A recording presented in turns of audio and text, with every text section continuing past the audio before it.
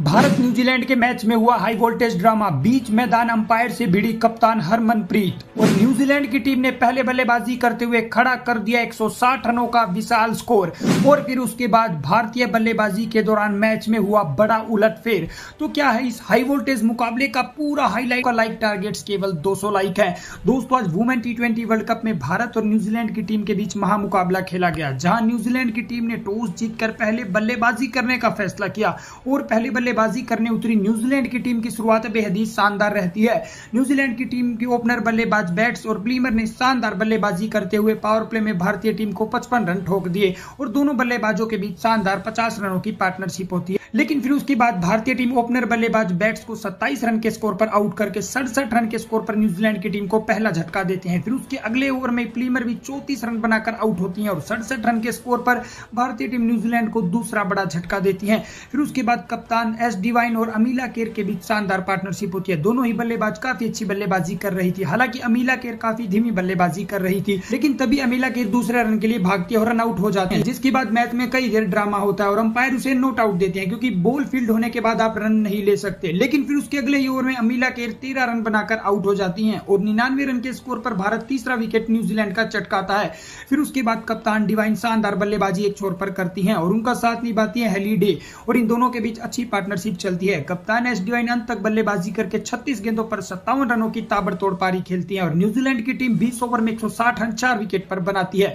और भारत की तरफ से रेणुका सिंह ने सबसे ज्यादा 2 विकेट चटकाए, वही अरुंधति रेड्डी और आशा शोभना ने एक विकेट मिला। जवाब में 161 रनों के लक्ष्य का पीछा करने उतरी भारतीय टीम की तरफ से स्मृति मंदाना और शेफाली वर्मा पारी की शुरुआत करते हैं। स्मृति मंदाना आते ही शानदार चौका लगाती हैं, लेकिन दूसरे ओवर की पहली गेंद पर शेफाली वर्मा 2 रन के स्कोर पर आउट हो जाती हैं और 11 रन के स्कोर पर भारत को पहला बड़ा झटका लगता है। फिर स्मृति मंदाना का साथ निभाने कप्तान हरमनप्रीत कौर आती है। इन दोनों बल्लेबाजों के बीच छोटी सी पार्टनरशिप चल ही रही थी, लेकिन तभी स्मृति मंदाना 12 रन के स्कोर पर आउट हो जाती है और 28 रन पर भारत को दूसरा झटका लगता है। फिर उसके बाद हरमनप्रीत कौर का साथ निभाने जमीमा रोड्रिग्स आती है और इन दोनों के बीच भी पार्टनरशिप बुन ही रही थी, लेकिन तभी कप्तान हरमनप्रीत कौर भी 15 रन बनाकर आउट होती हैं और 42 रन पर भारत को तीसरा झटका लगता है। फिर उसके बाद जमीमा रोड्रिग्स और ऋचा घोष के बीच भी पार्टनरशिप लंबी नहीं चल पाती, क्योंकि रोड्रिग्स भी 11 गेंदों पर 13 रन बनाकर आउट हो जाती हैं। फिर उसके बाद भारत के केवल 55 रन पर 4 विकेट गिर चुके थे। फिर ऋचा घोष और दीप्ति शर्मा के बीच भी पार्टनरशिप ज्यादा लंबी नहीं चलती,